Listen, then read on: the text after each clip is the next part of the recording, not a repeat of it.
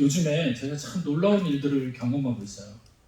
하나님의 은혜도 경험하지만요, 세상적인 경우에서 너무 형편없는 일들을 경험하니까 이 마음이 참 어려운 그런 상황들을 맞이할 수밖에 없겠더라고요. 며칠 전에는요, 군부대에서, 연천에 있는 군부대에서 마약이 퍼진 거예요. 그래서 군인들이 마약을 먹고 있다는 겁니다. 더 놀라운 거는요, 초등학교들이 마약을 먹고요, 또 중고등학생들이 마약을 음용한다라고 얘기해요. 이 놀라운 일들 아닙니까? 그리고요, 더 웃긴 거는요, 고3들이, 작년에 고3이었던 친구들이 정말 그 학교에서도 모범생이었대요. 근데 이들이 마약을 판매하는 거예요. 어른들을 직원으로 둬서 일당 3만 원이래요. 그 어른들이 마약을 사서 배달하는 배달책으로 쓰임 받았다라는 거예요. 근데 그 쓰는 사람이 누구냐? 고등학교 3학년 졸업반생이었다는 거예요. 근데 학교에서도 이 아이들이 너무 모범생이었다는 거예요. 너무너무. 그리고 또 이 아이들이 심지어 자기들이 또 마약을 또 음용까지 했대요. 그리고 그렇게 했다라는 겁니다. 야, 이게 지금 정말 이게 놀라운 일 아닐 수가 없는 경우가, 모든 하천에서 또 마약 성분이 검출됐다라는 그 증거가지고 나오지 않았습니까? 참 이게 놀라운 일들이 지금 우리 앞에 펼쳐지고 있습니다. 국가적으로요, 이런 윤리적으로나 도덕적으로 이제 무너져 내리잖아요. 그러면 우리는 빨리 뒤돌아봐야 돼요. 어디에서부터 이것이 무너졌는지. 오늘 이 본문의 말씀은요, 바로 그 이야기들을 나누려고 하는 겁니다. 여러분, 간접 경험이라고 여러분들 잘 아시죠? 이 간접 경험은요, 직접적 경험이 아닌 타인에 의해서 얻어진 경험을 내가 직접 경험하지 않고 간접적으로 얻어지는 경험을 바로 간접 경험이라고 하죠. 이 간접 경험을 통해서요, 우리는 과거에 반복되는 잘못들을 해결할 수가 있고요, 또 현재를 그 과거로 인하여서 바꿔갈 수 있는 그런 은혜도 있게 되는 겁니다. 이것을 우리는 조금 더 이야기하면 그걸 뭐라고 얘기하냐면요, 교훈이라고 이야기하는 거예요. 교훈. 그래서 과거에 얻어졌던 교훈으로 인하여서 현재가 바뀌어지는 것, 그런 상태를 우리는 간접 경험이라고도 하며 교훈이라고도 하는 거예요. 자, 오늘 본문은요, 그 교훈을 우리들에게 알려주는 메시지입니다. 여러분들, 오늘 본문은요, 스가랴서인데요, 이 스가랴를 우리가 잠깐 이야기하면요, 이 스가랴라는 뜻은 뭐냐면요, 이 스가랴 선지자의 이름인데, 그 선지자의 이름이 여호와께서 기억하신다라는 이름을 가지고 있어요. 그 스가랴 이름이 여호와께서 기억하신다라는 이름이에요. 다시 말하면요, 많은 이스라엘 백성들에게 경각심을 일으켜주는 거예요. 여호와께서는 반드시 너의 한 일을 기억하신다. 그 이야기를 하는 겁니다. 오늘 이 스가랴의 그 선지자는요, 어느 때 선지자냐면요, 바벨론 포로 생활을 했던 이스라엘 민족들이 이제 바벨론에서부터 유다 땅으로 다시 자기네 땅 본국으로 귀환하는 그 시기에 살고 있었던 선지자예요. 바벨론이 이제 이스라엘을 멸망시키고 유다를 멸망시키고 유다에 있는 사람들을 다 포로로 끌어갔잖아요. 그런데 그 당시의 선지자가 누구였냐면요, 예레미야 선지자가 이렇게 예언을 합니다. 너희들 그 포로로 끌려가는 것을 두려워하지 말고 그곳에서 잘 견디고 잘 살고 있으면 하나님께서 때가 차면 너희들을 다시 귀환시키리라. 본국으로 돌아오게 하리라. 그것이 어느 때느냐? 바로 70년 정도 될 것이다. 이렇게 못 박아놨어요. 70년이라고. 그런데 실제적으로 본국으로 소환되게 되는 1차 귀환하는 사람들이 몇 년 때 귀환했냐면요, 50년에 귀환을 하는 거예요. 다시 말하면 포로 생활을 70년 한다고 그랬는데 실제적으로는 1차 귀환하는 사람들이 몇 년에 귀환하게 됐다고요? 50년 정도, 49년에서 50년 정도 돼서 귀환을 하는 거예요. 20년이 이제 앞당겨진 겁니다. 근데 그들이 이제 오게 된 그 시점에서 그들에게 이제 말씀으로 은혜 주고 또 말씀으로 경각심을 갖게 하는 선지자가 있는데 그 선지자의 이름이 바로 이 두 명의 선지자, 학개라는 선지자와 스가랴라는 선지자예요. 이제 오늘은 이제 저희가 스가랴 선지자를 볼 겁니다. 그런데 가기 전에 포로로 끌려가기 전에 그 선지자들이 또 있었는데 그때 선지자는 누구였냐면요, 예레미야 선지자와 또 에스겔 선지자였던 거예요.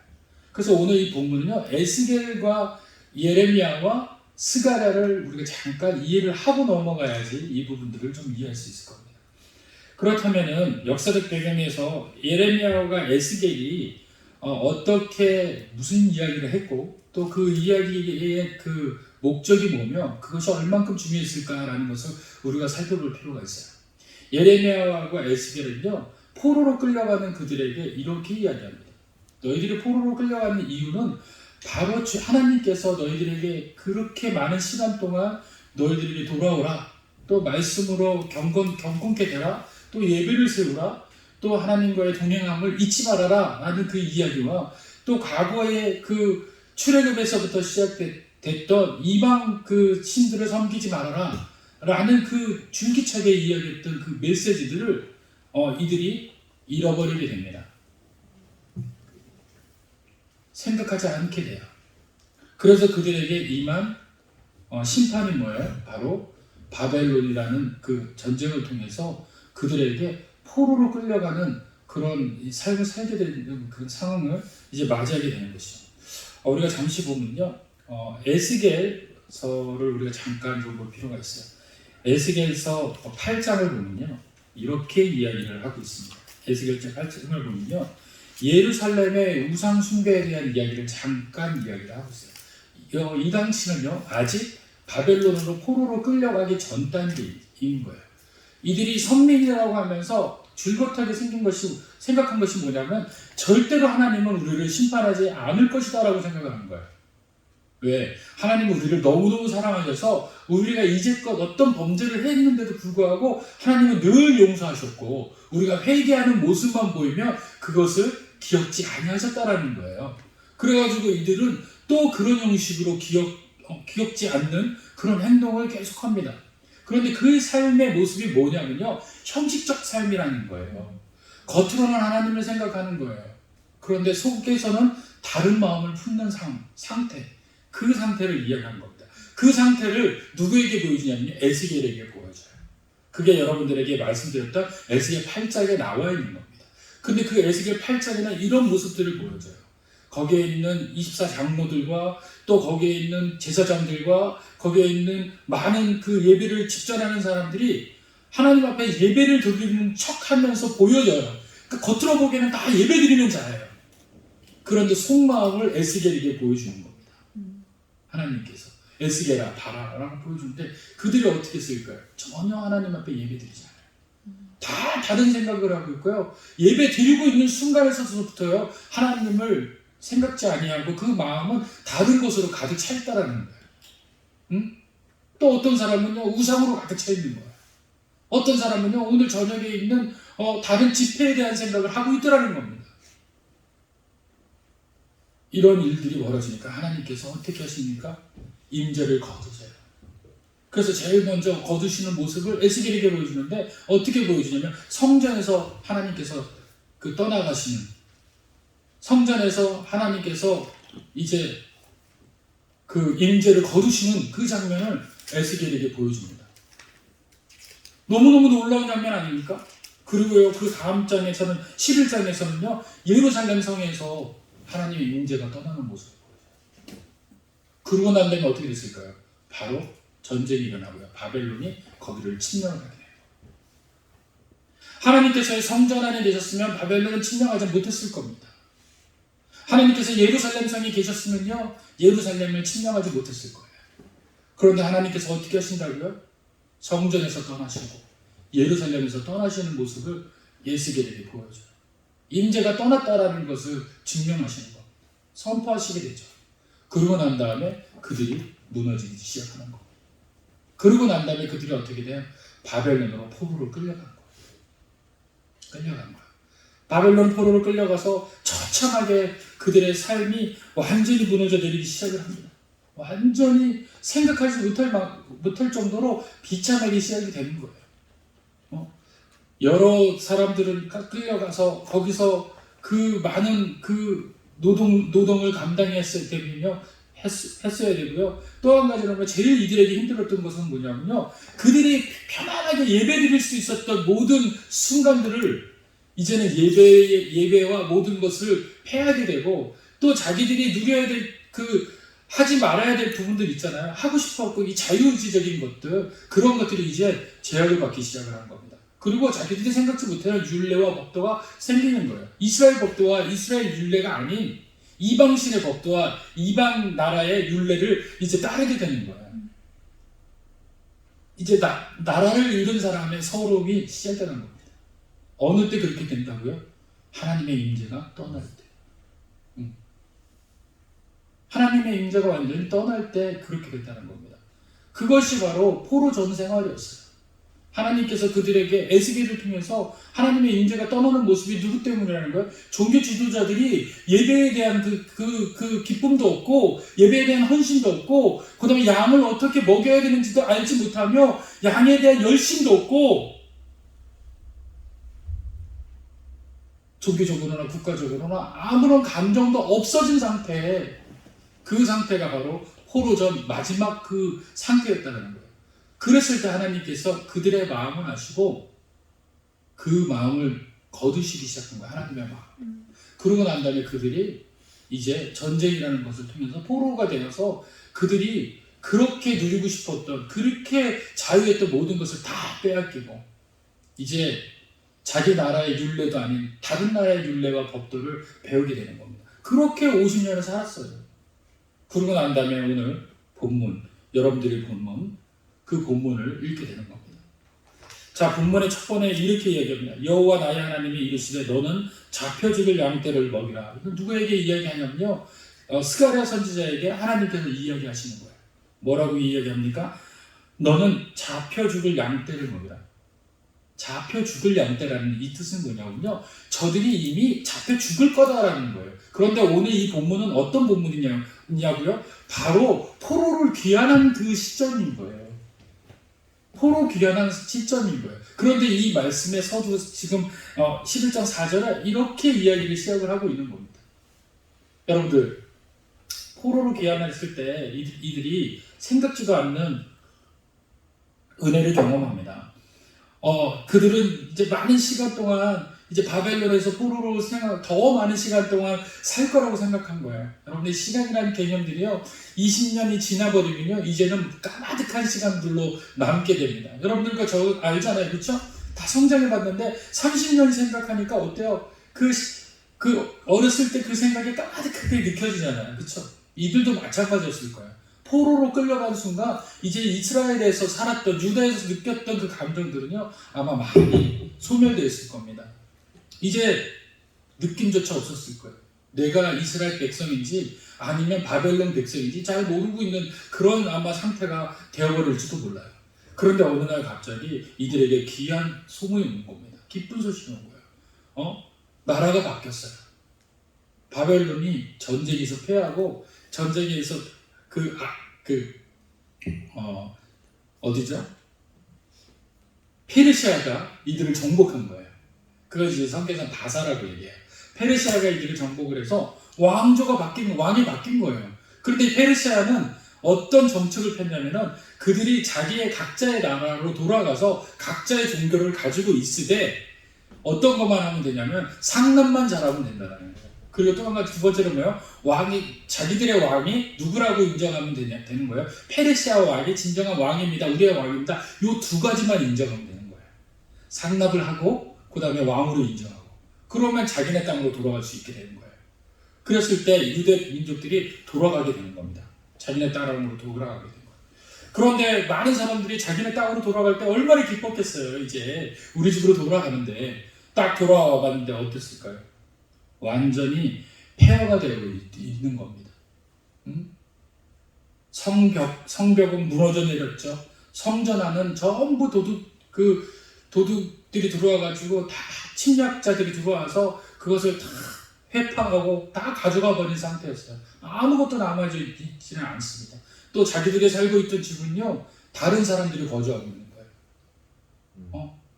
유대인들이 사마리아인들을 굉장히 미워했던 이유가 바로 이 때문에 더 그랬어요. 그 당시에 이제 사마리아인들이 예루살렘에 거주하고, 또 애굽에 있는 사람들이 그곳에서 올라와서 거주하기 시작한 거예요. 그리고 또 세 번째는 누구야? 에돔 사람들, 에서의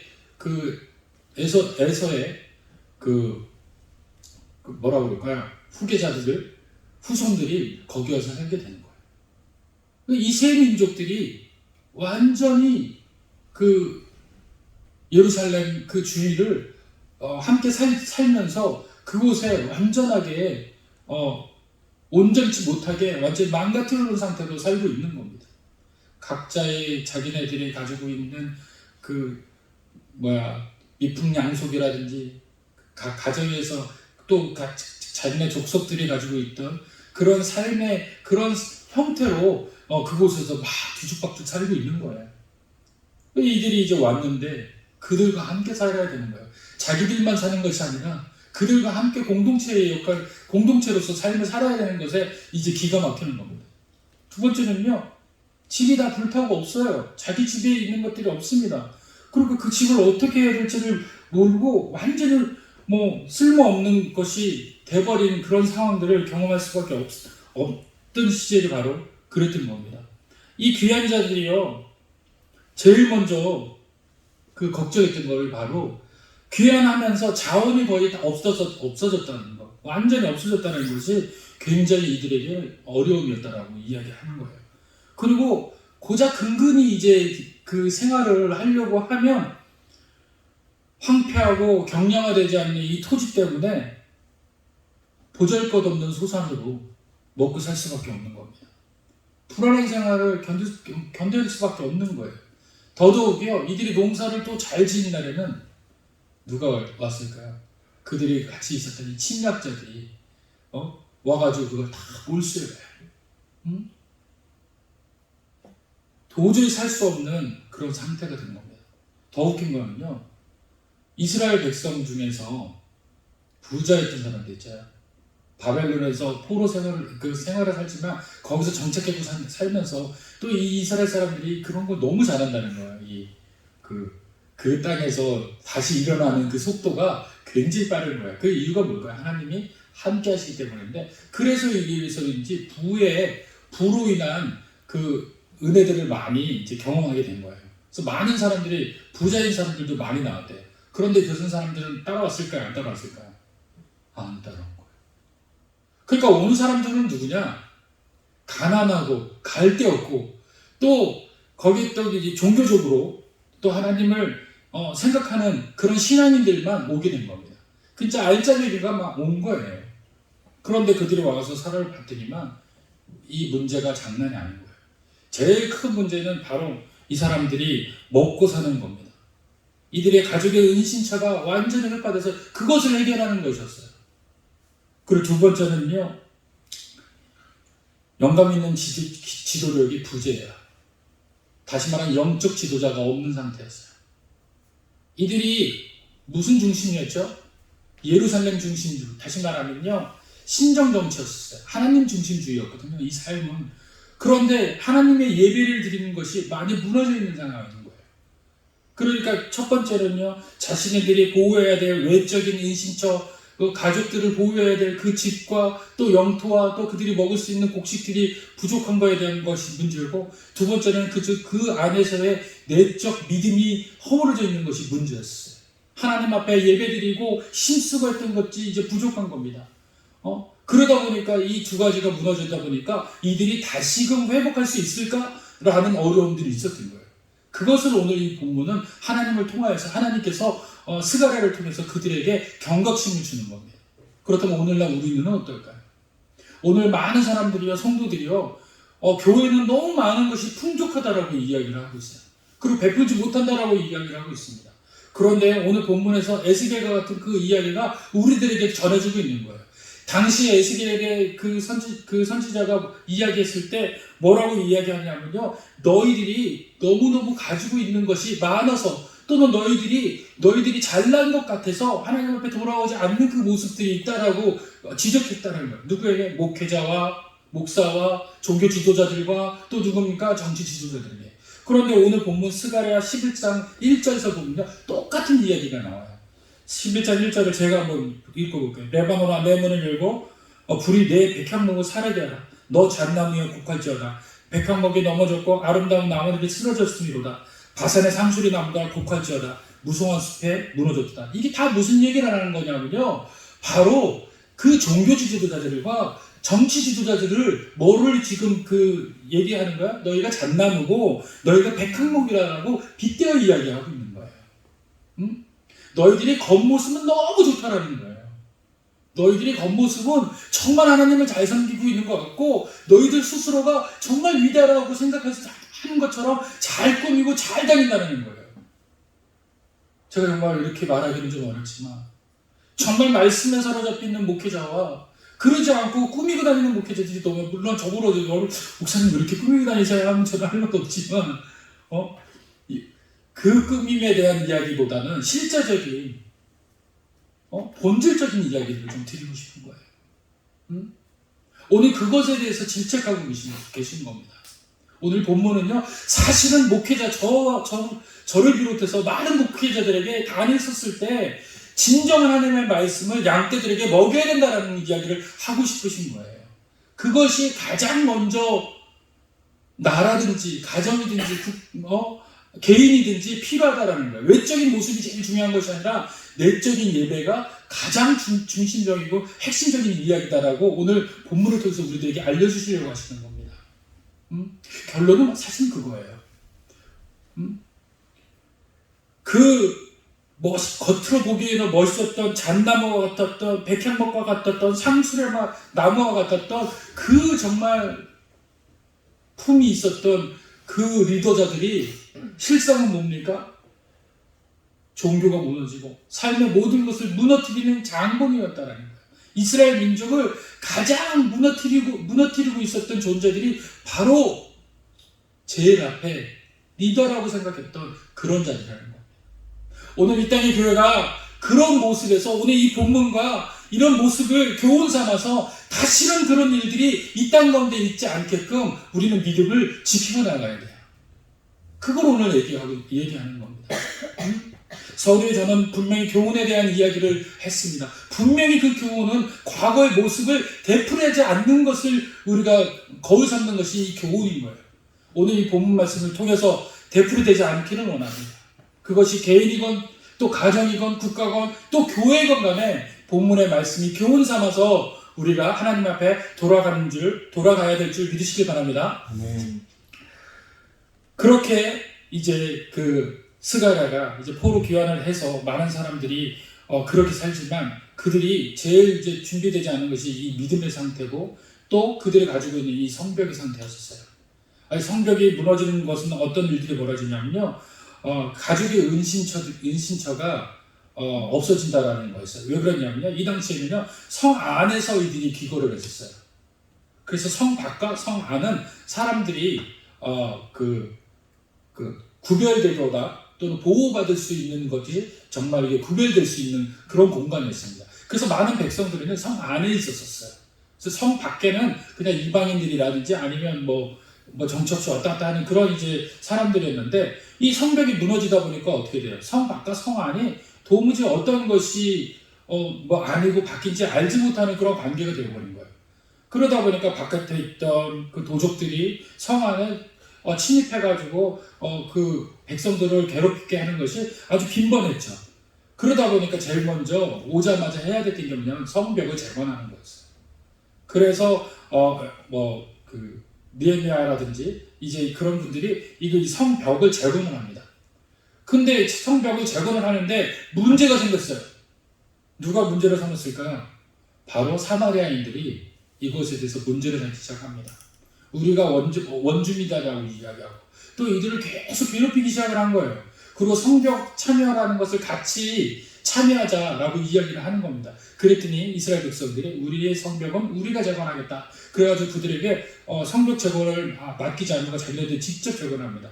그런데 그런 회방이 엄청 지독해가지고 1차 성벽을 짓다가 중지가 돼버렸어요.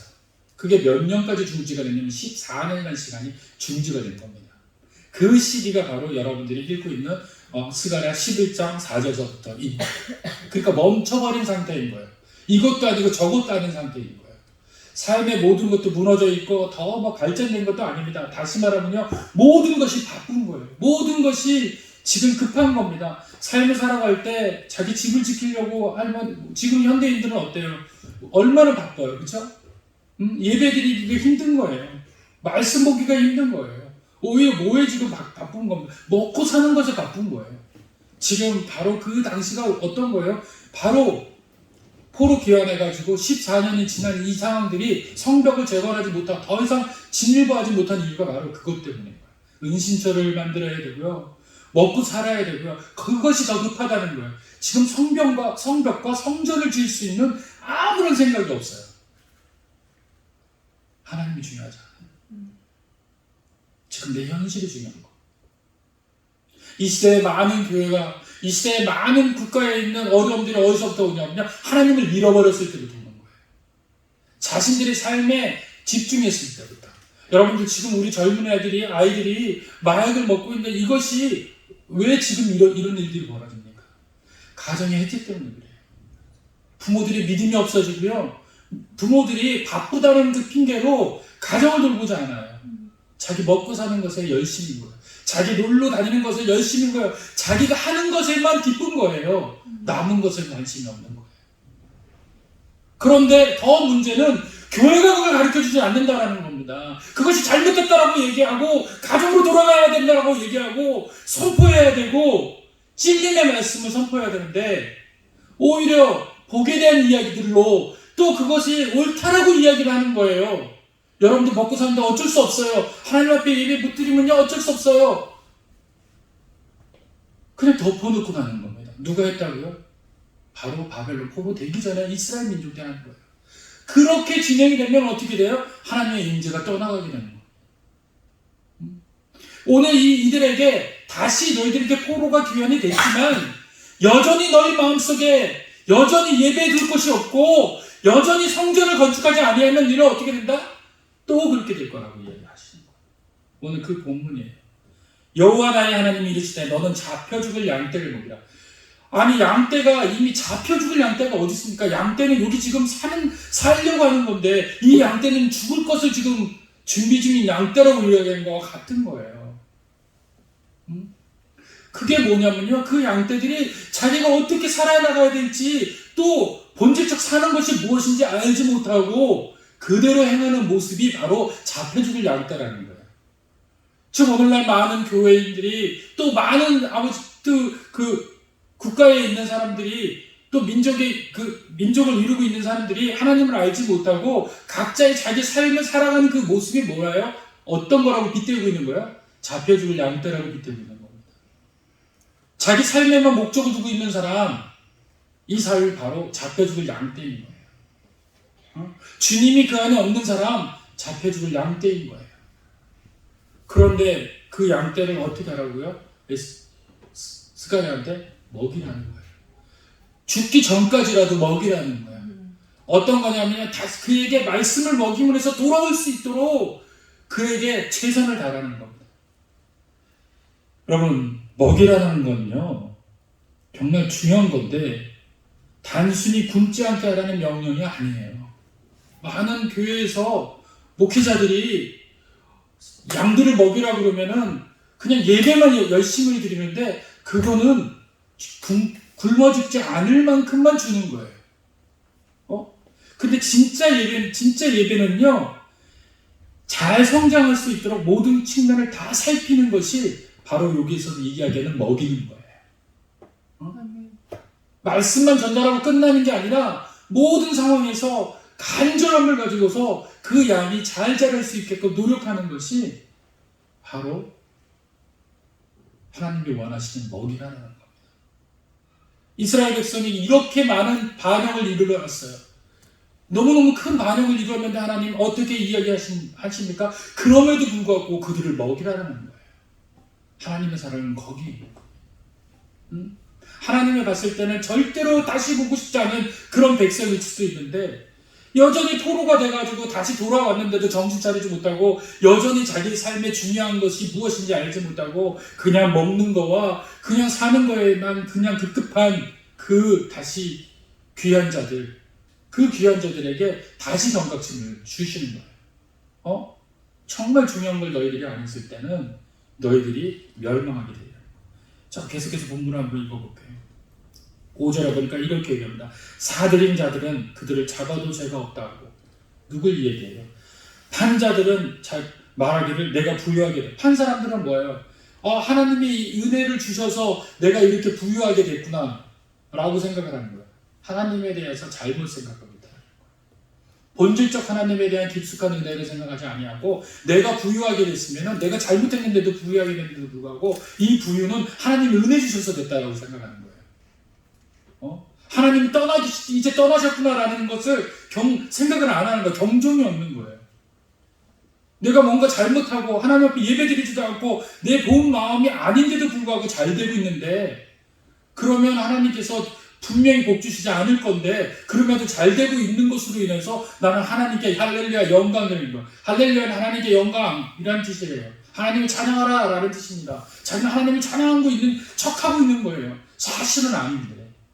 그게 바로 누구예요? 종교 지도자들이라는 얘기예요. 너가 지금 목회를 하는데도 불구하고 네가 잘못하고 있는데도 성도가 계속 늘어.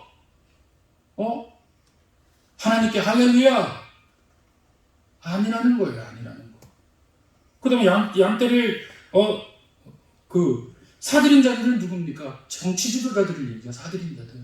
정치적으로 교합해서 자기네 백성들을 팔아넘기고 자기는 살고 자기는 뭐 그거 같다는 거야. 너무너무도 악한 사람들이 많다는 겁니다. 그리고 세 번째는 누굽니까? 더 나쁜 사람은 뭐예요? 목자들인데 그 불쌍히 여기지도 않아. 불쌍히 여기지 않는다는 건 뭡니까? 이들이 죽는다는 걸 알면서도 불구하고 말 안 해. 거짓 증언하고 있다는 거예요. 오늘 제가 왜 여러분들에게 이 증언을 해야 합니까? 바로 이런 거짓 증거자가 저일 수 있기 때문에 여러분들에게 증언해야 되는 거예요. 여러분들은 누구만 따라야 된다라고 지금 얘기하고 있는 거예요. 하나님 말씀만 따라야 된다고 얘기하는 거예요. 제 앞에 있는 이 목회자가 변질될 수도 있다라는 거예요. 이 팔아먹는 사람이 될 수 있다라는 거예요. 나도 인간이기 때문에. 그러나 여러분들의 귀와 눈과 마음은 어디에 열려 있어야 돼요? 하나님께 열려 있어야 돼요. 있습니까? 아멘. 6절에 보니까 여호와가 말하노라 내가 다시는 이 땅 주민을 불쌍히 여기지 아니하고 그 사람들을 각각 그 이웃과 손과 임금의 손에 넘기리니 그들이 이 땅을 칠지라도 내가 그들의 손에서 건져내지 않으리라. 아니한다는 거예요. 이제 다시금 또 이 일들이 분명히 다시 얘기합니까? 교훈에 대한 부분들을 메시지를 듣고서 삶의 변화가 없으면 그대로 내비두겠다. 교훈을 왜 주는 이유를 모르고 있다면 너희는 그렇게 되라는 거예요. 교훈은 반드시 이유가 있는데 그 이유는 다시 재발하지 말라는 거. 그렇게 살지 말라는 거예요. 이들은 이유가 없었죠. 왜냐하면 자기네들의 삶의 현실에서 일어났었던 거니까요. 그래서 그들은 핑계가 될 수 있지만 지금 말씀을 보는 우리들에게는 그렇지 않다는 겁니다. 우리는 더 심각하게 받아들여야 돼요. 왜냐하면 그것을 우리가 보고 있기 때문에. 있습니까? 아멘. 그러면서 이렇게 이야기를 하세요. 내가 잡혀 죽을 양떼를 먹이니 참으로 내가 잡혀 죽을 양떼를 먹이니 누가요? 하나님께서. 잡혀 죽을 양떼도 끝까지 먹이신다라는 거예요. 이게 하나님 마음이라는 거예요. 이게 우리를 향한 하나님의 마음이야. 너희가 어디로 갈지 모르지만 그래도 내가 끝까지 한번 너를 먹인다. 이게 뭡니까? 바로 양떼를 먹이는 진정한 목자인 거예요. 여기서 목자의 두 목자에 대한 비교를 내고 있어요. 양을 팔아먹으려는 목자, 다시 말하면 싹에 대한 것에 집중해 있는 목자, 거기에 포커스가 막혀진 목자, 싹꾼이라고도 하죠. 자기가 받을 보상에 대한 것만 면밀히 살피는 거예요. 하나님은 그 사람을 싹꾼이라고 이야기합니다. 참 목자는 그 이야기를 하는 게 아니에요. 끝까지 그들을 살피고 잘 성장할 수 있도록 모든 측면에서 다 살펴주는 목자. 그 목자가 바로 주님이시라는 거예요. 할렐루야. 아멘. 근데 주님께서 이렇게 이야기합니다. 내가 잡혀 죽을 양떼를 먹이니 참으로 가련한 양들이라. 내가 막대기들을 취하여 하나는 은총이라 하며 하나는 연합이라 하고 양떼를 먹일세. 이게 뭐냐면요, 양떼를 모신다라는 거예요. 양떼를 먹이다. 예전에는요, 시편 23편에 보면요, 시편 23편 4절에 보면요, 주의 지팡이와 막대기로 나를 안위할지라 하십니다라고 하잖아요. 그 목자들은요, 항상 두 개의 막대기를 들고 다녀요. 하나는 지팡이고 하나는 막대기예요. 근데 이 막대기 역할이 뭐예요? 등을 두드리는 거예요. 경각심을 주는 거예요. 그거 잘못한다면 그걸 때려서 해초를 해야 되고요. 잘하면요, 그걸 통해 가지고 또 칭찬도 주고요. 또 꼴을 먹으러 갈 때는 그걸 쳐서 꼴을 먹으러 가게 하는, 목적지로 방향을 가게 하는 겁니다. 그런데 그렇게 인생의 은혜를 통해서 하나님은 모든 전 인류를 뭘로 다스리고 계세요? 각 교회를 또는 인류를 두 가지로 다스립니다. 뭡니까? 은총과 연합이라는 거예요. 할렐루야. 네. 이 은총은 무슨 뜻이냐면요, 하나님의 보호와 구원의 언약이라는 거예요. 이 은총이라는 것의 뜻이요, 하나님을 보호하시겠다. 그리고 내가 너를 절대 버리지 않고 너를 완전하게 구원하겠다. 이 언약하시는 거예요. 그래서 은총에는요, 이 두 가지가 다 있는 거예요. 보호하시며 구원하시기를 약속하는 거. 할렐루야. 그런데 그 구원 약속과 보호하신다라는 걸 부러뜨리신 거예요. 너가 말은 안 되니, 도저히 안 되니 내가 너희 앞에서 부러뜨리겠다는 거예요. 오늘 우리 인생에서 은총에 대한 막대가 부러지지 않기를 원합니다. 아멘. 여러분들의 삶 가운데서 하나님이 늘 임재하시길 원합니다. 아멘. 여러분들의 모든 삶 가운데서 여러분들을 보호하시고 또 여러분들을 구원하는 그날 또 여러분들 들어 올려서 완전하게 구원하시기를 간절히 원합니다. 아멘. 이것이 제가 여러분들에게 하려는 목적이에요. 오늘 여러분들이 이 은총의 삶이 깨지지 않기를 원해요. 여러분들 무엇이 바쁩니까? 무엇이 중요합니까? 하나님의 은총이 여러분들이 떠나면요, 더 이상 있는 게 아니에요. 두 번째로는 무슨 막대기를 부러뜨릴까요? 연합의 막대기인 거예요. 연합의 막대기. 연합의 막대기라는 건요, 주님과 한 몸이고요, 교회와의 한 몸이고요, 세상을 이기는 동행이 바로 이 연합이에요. 이 가정이 연합이잖아요. 또 모든 모임들이 연합이에요. 이 연합이 깨지면요, 모든 것이 다 무너지게 되어 있습니다. 하나님은 이 연합을 우리들을 통해 가지고 예수 그리스도와 우리가 몸된 상태를 주님이 이야기하시는 거예요. 근데 그것을 부러뜨리신다는 거예요. 근데 이제 더 이상 너랑 연합 안 하겠다. 나 너와 함께 가지 않을 거야. 임재가 떠나감을 이야기하는 거예요.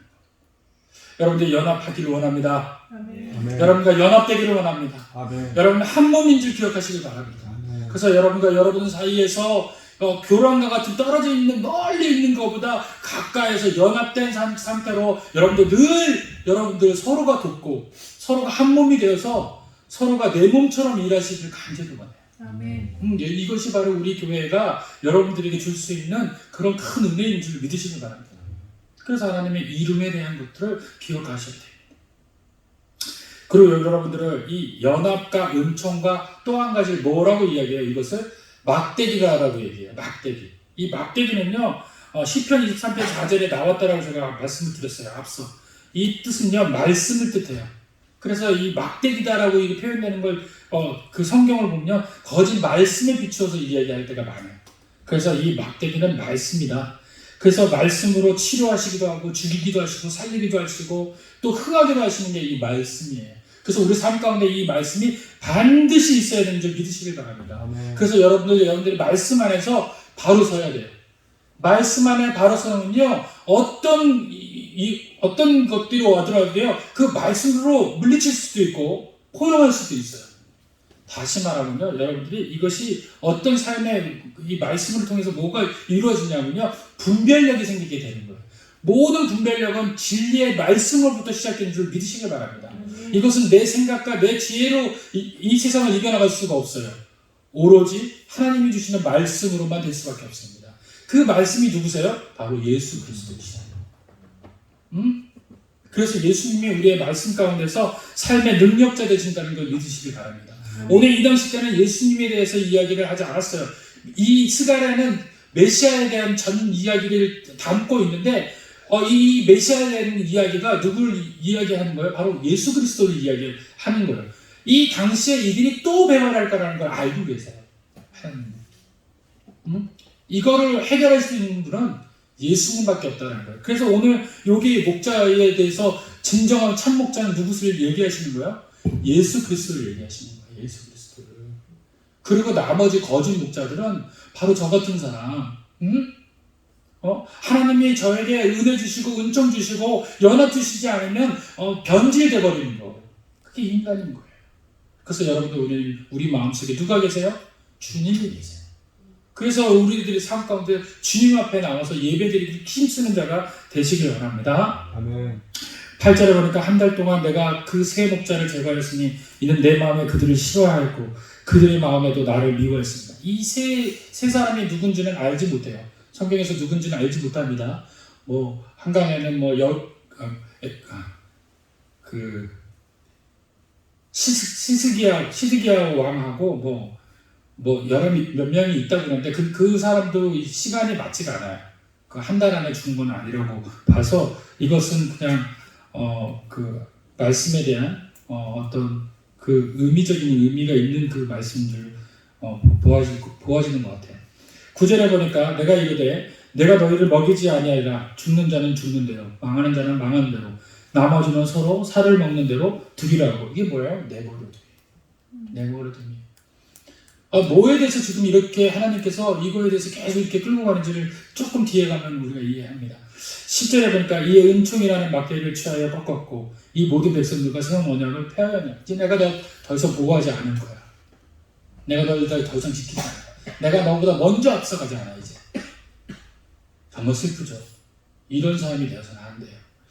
그 다음에 11절에 당일에 그 폐함에 내 말을 지키던 가련한 양들은 이것이 여호와의 말씀인 줄을 알더라. 그 중에서도 정말 열심히 하나님 말씀 지키는 자들이 있었어요. 아멘. 그걸 우리는 에레미야에서 뭐라고 하냐면 듣는 자.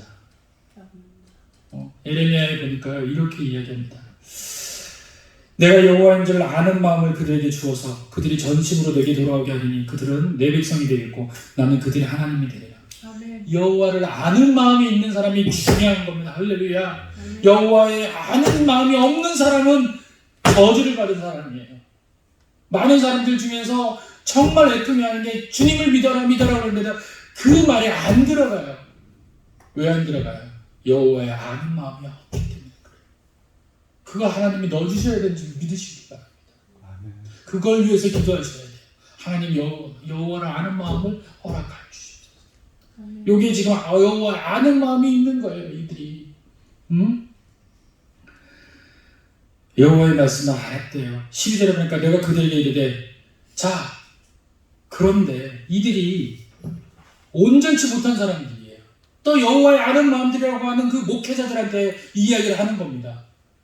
12절에 뭐라고 얘기합니까? 내가 그들에게 이르되 너희가 좋게 여기거든. 이건 누구냐면 하나님께서 그 하나님의 마음을 아는 자들에게 묻고 계신 거예요. 야, 네가 이것을 알았잖아. 너 귀한 걸 알았지? 은혜를 알았지? 은총 알았지? 여러분들 하나님 마음에서 어느 날 갑자기 여러분들 은혜 알잖아요.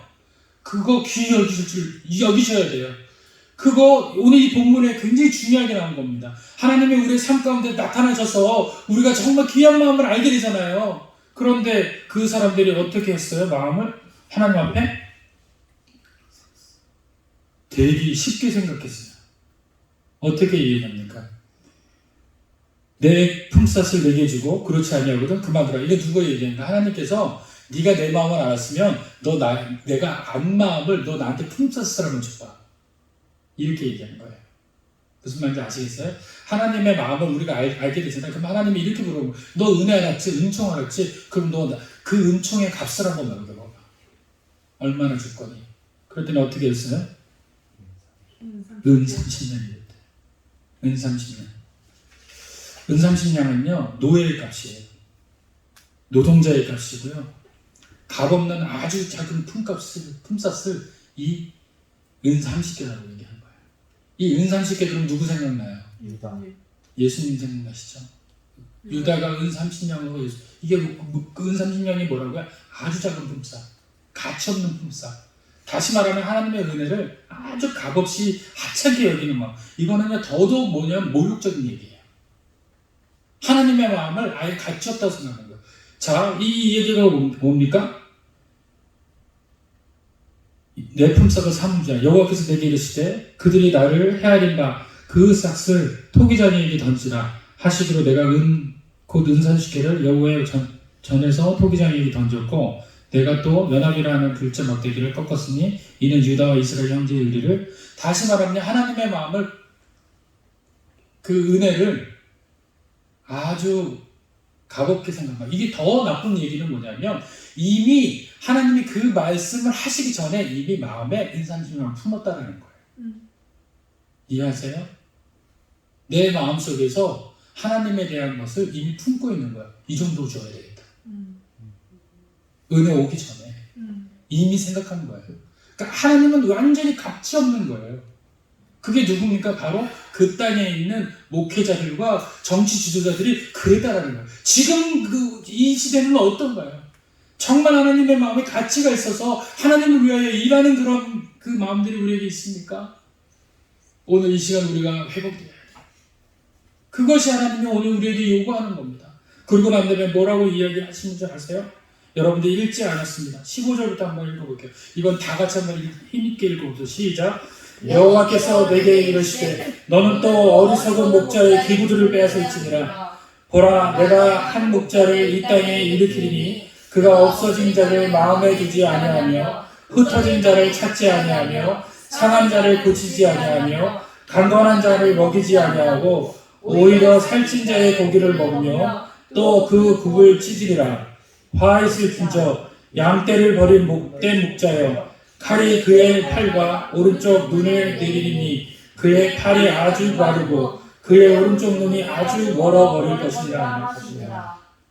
많은 목자들이 이렇다는 겁니다. 많은 목자들이 생각하는 게 뭐예요? 마음에 두지 않고, 마음에 들지 않는 것뿐만 아니라 상한 자를 고치지도 아니하고 강건한 자를 먹이지도 아니하고 오히려 살찐 자의 고기를 먹으며 또 굽을 찢고 자기가 갖기를 원하는 일들만 등산한다는 거예요. 그러고 난 다음에 그들이 왜 그런 일들이 이루어졌는지도 알지 못해요. 그 이유는 뭡니까? 자기의 눈을 찢고 자기의 오른팔을 잘라냈기 때문에 그래. 말랐기 때문에. 다시 말하면 하나님의 권능이 떠났기 때문에 거예요. 눈과 오른쪽 팔은요 권능을 이야기했어요. 다시 말하면 하나님의 임재가 떠난 사람을 이야기합니다. 오늘 여러분 앞에 서 있는 이 목회자가 그런 자 되지 않기 위해서 기도하셔야 돼요. 여러분들 이 교회가 정말 작지만 파워풀 있고 정말 힘 있는 예배자들의 모임이 되려면 목회자가 그런 생각과 그런 사고에서 떠나 있어야 됩니다. 그것을 믿고 기도하셔야 돼요. 여러분들 삶에 먼저 중요한 게 아닙니다. 오늘 본문의 그 말씀의 가장 핵심적인 것은 뭐냐면 외적 성벽만큼 내적 예배당도 중요하다는 거예요. 아멘. 오늘 저와 여러분의 내적 예배당이 서 있는지가 중요하다는 겁니다. 아멘. 14년 동안 방치됐던 그 성전, 그것을 놓고서 오늘 하나님이 이야기합니다. 너네들 만약에 나를 잃어버리면 또 다시 너희들에게 이런 어려움들 올 때 그때 너희들 보지도 않을 거야. 그러니 너희들 지금 뭐 하고 있는지를 기억해요. 그러고 난 다음에 이들이 그 말씀으로 인해서 예배당을 세워요. 성벽을 세웁니다. 아멘. 응? 오늘 우리들에게 똑같은 얘기를 합니다. 너희들의 삶 가운데 영적 예배당은 무너져 있지 않느냐? 다시 세워라. 오늘 이 본문 말씀 통해서 우리가 새롭게 되길 바랍니다. 아멘. 예배당을 다시 세우십시오. 마음속에 깊이 있는 하나님을 아시는 것들을 세우시기 원합니다. 오늘 스가랴의 이름은 하나님이 아신다라는 거예요. 오늘 여러분들에게 동일하게 얘기합니다. 여러분들 아세요. 내가 지금 예배 중심적인지 아니면 그렇지 않은지 오늘 이 예배를 드리고 있는 모든 사람들은 다 아실 거예요. 오늘 예배로도 오십시오. 그리고 목회자의 이야기 정말 중요하죠. 그러나 여러분들의 분별력이 있어야 그것이 잘못된지 잘된 줄 알 수 있다는 겁니다. 분별력을 갖기 위해서는 말씀의 막대기에 기울이시기 바랍니다. 아멘. 그래야지만 은총과 연합이라는 이 두 막대기가 여러분들의 삶의 모든 것을 중심을 가지고 하나님이 이끄실 텐데 그 은총과 연합이라는 막대기가 부러지지 않기를 원해요. 그것이 이 땅에 있는 교회가 다시 회복되는 교회며 목회자는 다시 돌아야 됩니다. 그렇지 않으면 무너지는 게 바로 이 가정이 무너지고 우리 아이들이 무너지고 그러면 어떻게 되냐면 이 나라가 무너지게 돼 있어요. 그때는 예배당 없고 천막에서도 예배를 못 드릴 수도 있어요. 하나님 다 흩은다고 그랬잖아요. 지금 다 죽인다. 그런 날 오지 않기를 기도하셔야 돼요. 각 교회에 있는 예배자들이요, 은총과 연합이라는 것을 잊지 마십시오. 하나님이 우리를 돌보시고 있다는 보호하심을 깨닫기를 원합니다. 하나님 앞에 돌아오세요. 그것만이 살 길입니다. 그러고 난 다음에 이들이 이것을 다시 돌아왔잖아요. 그러고 난 다음에 잠깐 하나님 앞에 예배드리고 있다가 나중에 누굴 죽여요? 예수님을 죽이죠. 그러고 난 다음에 AD 70년에 예루살렘 함락 사건이 일어납니다. 로마의 장군 디도라는 그 장군이 군사들을 통해 가지고 이스라엘 민족을 비참하게 죽여요. 그걸 예수님께서 이야기하신 거예요. 자매들아, 여인들아, 너희들이 자녀들을 위해서 울어라. 이게 바로 그 얘기인 거예요. 이 이야기를 또 누가 얘기한 거예요? 너는 먹이라 라고 이야기하는 하나님께서 긍휼하게 여기시는 그 이야기, 오늘 이 본문. 그래서 6절에 보면 뭐라고 나와 있어요? 여러분들 6절만 보고 마치도록 하겠습니다.